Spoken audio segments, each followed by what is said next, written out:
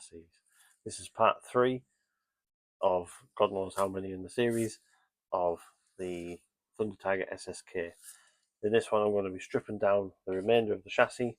I'm going to be taking off the servos, this front steering assembly, get the tank off, and just see what needs replacing really.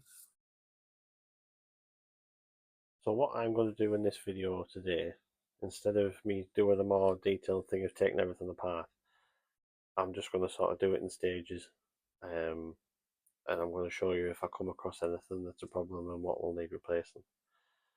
Straight away, what needs replacing is this. So this will be the switch for the receiver. Somebody has cut off the end which would have gone into the receiver to give it power. One of the two, either that's the power for the receiver or that's the power for the pack that would have been in here. But either way out, that's going to get replaced.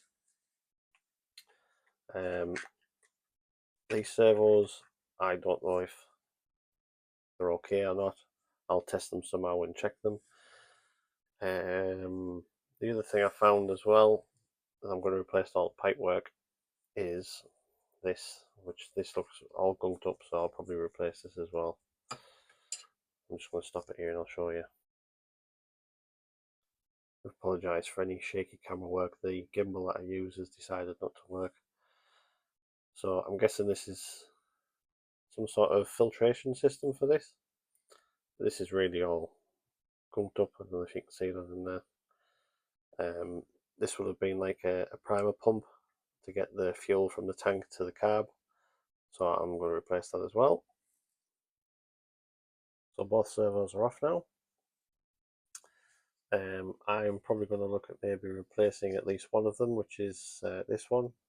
This was a Kyosho servo, and I'm guessing it's been in here a while because this wire, if we can get some focus, is staying in that position. It's really hard. It might be quite brittle as well, so that'll get replaced with something else. The other servo that was on was a Charisma servo. That looks reasonably new, and is metal geared as well, so I'll keep that as the steering servo. I've now removed all the servo mounts. I'm now going to look at taking off this spur assembly with a brake inside it. Straight away, we've got exactly the same problem as what we had with the diffs. The output cups aren't on properly. That is the spur and this brake assembly off. Probably a good thing this is coming off, because that's never going to stop anybody in a million years. It's just covered in something. I don't know if it's grease and mud or what. So that'll get cleaned up and put back on. Say anything that needs replacing, I'm going to try and replace. It is just difficult trying to find parts for these. So we've now taken off the receiver box, and I shall replace the switch as I stated earlier. And I've also taken off the battery pump back tie down strap, whatever you want to call it. Time to remove the engine. There we are, guys. That is one Thunder Tiger engine off the chassis. My plans really with this now is just to really get everything degreased, get this chassis degreased. I've got some concerns with when it comes to the engine because of the gunk that I've seen in the tank, which I've shown you on previous videos. I don't know if we can see that in the bottom there. There's all that, plus what's in this pickup.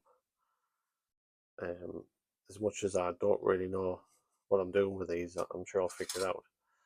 I'm tempted just to strip this down and clear any gunk out of the engine and the carb. I suspect if there was any gunk in this, the fuel's not going to make its way through. Yeah, in part 4, what I look to do is I'm going to replace this throttle linkage, as that is snapped on there. This filter shouldn't be on here. This almost looks like a filter of a full-size car.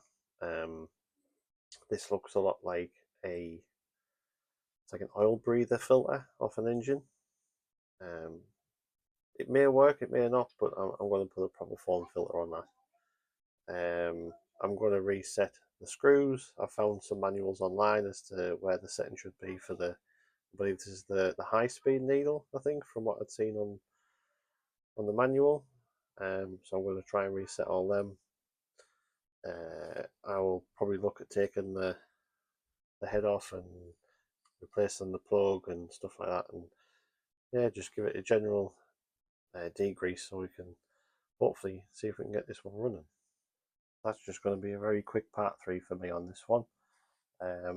In part 4, I'm going to do the engine teardown and try and see if it's okay, if it's gunked up, and get it cleaned, and hopefully we can start the rebuild, replace anything that needs replacing, and get this whole thing running.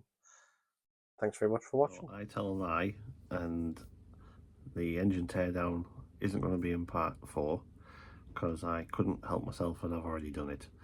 But there is some issues, so I'm just going to spin this camera around and we're going to have a look. So I think at some point in this engine's life, it has probably had water in it.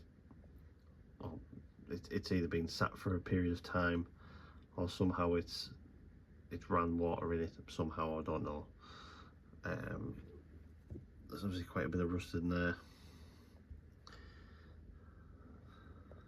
You obviously see all this here and there. The piston itself is okay.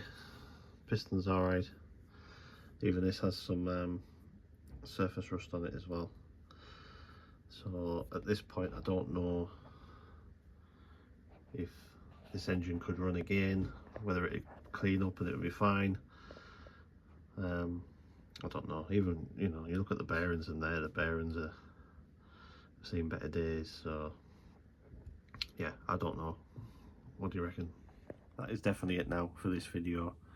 Drop me a comment at the bottom if you think that engine is savable. I'm gonna have a go anyway. I've come this far, I may as well have a go. I'll give it a clean up and see if it is actually savable. It had compression, so why not? I'll give it a go. Again, thanks for watching.